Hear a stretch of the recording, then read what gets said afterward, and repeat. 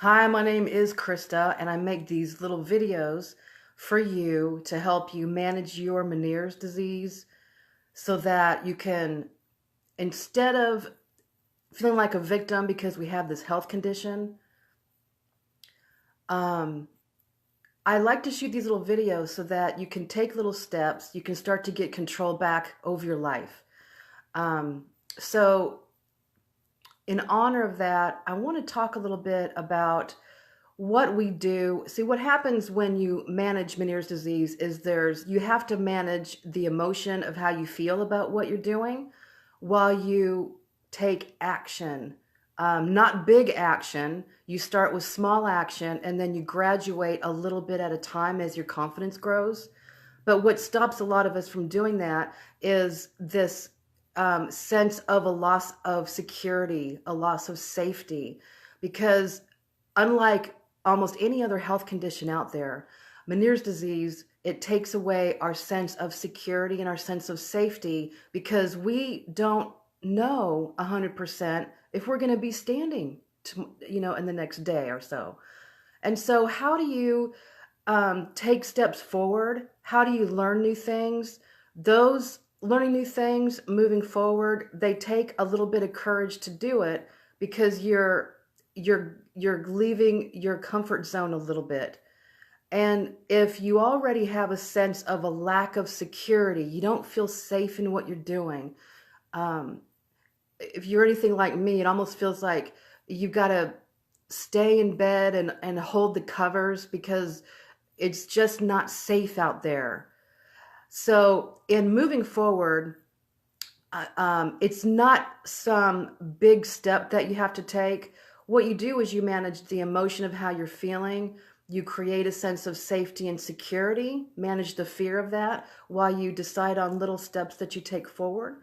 And one of the biggest ways to do that is what you might hear people talk about, worst case scenario. And what that does is you create a plan for the worst case scenario so that if it happens, you know what you're going to do. Hi.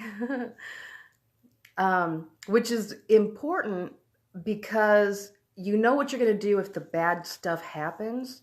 Hi, Babsy. Good morning. How are you doing? It's good to see you.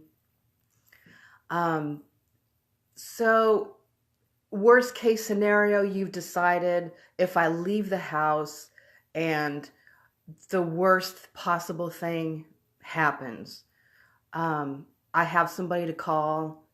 I am close enough to home to where I can get home. And so that's taken care of. But another thing that the worst case scenario does is it satisfies that what if fear. Um, what happens is that when we get the diagnosis, because it's Meniere's disease, because it's vertigo issues, we don't know if we're going to be standing the next day. We don't know if we can work or drive. Creates a sense of a lack of safety and security.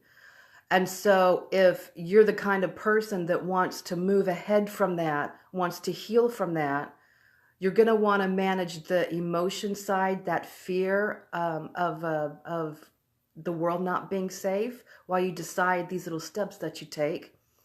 The worst case scenario is the first thing that happens when you take a step forward is the fear comes up.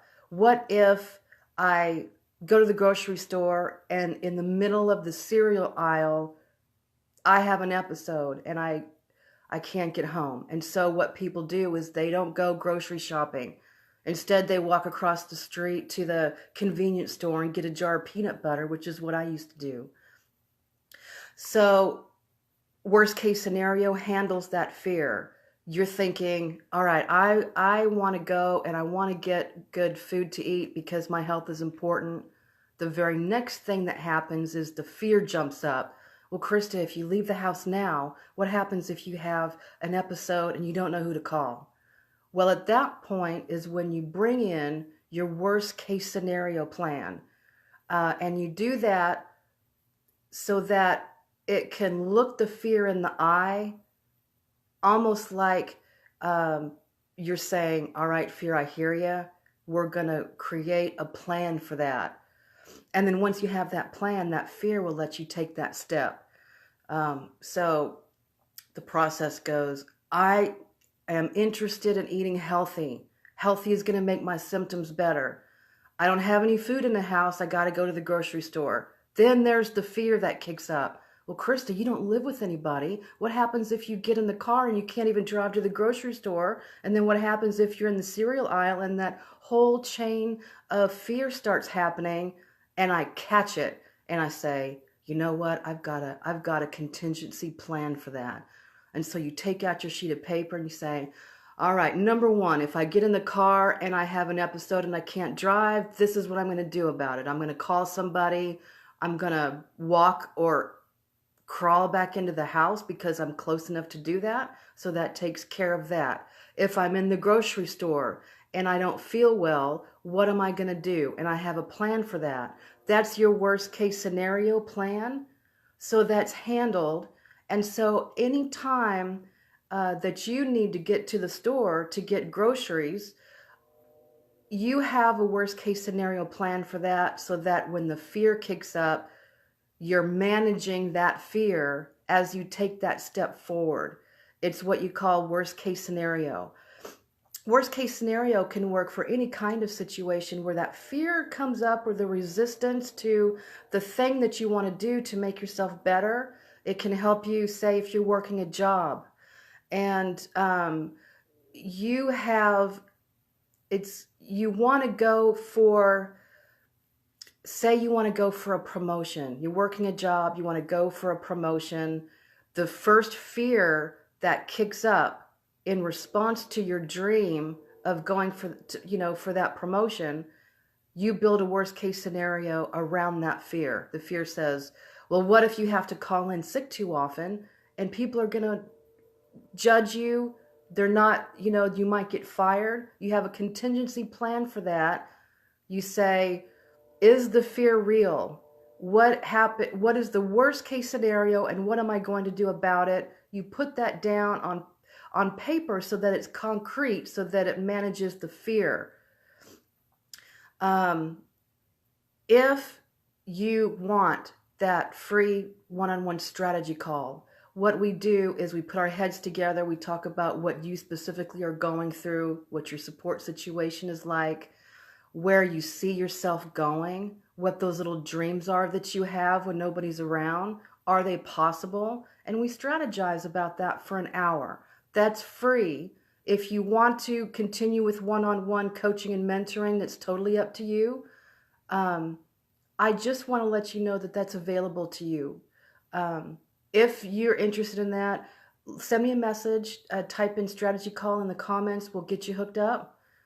And for today, I invite you to think about, when you think about getting better, when you think about saying to Menieres, screw you, I'm going to have a life that is worth living. And when you think about those things, do other fears come up right behind it? Do you get any of those what ifs? And if you do, if you were to put a worst case scenario answer to those fears, well, if this happens, well, then I'll just do this other thing. If you had that, would it make it easier to take one simple step toward what you know you deserve? I'd like to know your opinion on that. I'd like to know if there's anything else that you think is important that we as a Menieres community should talk about that we don't talk about. And I will see you on the next round. I hope you're having a good day today.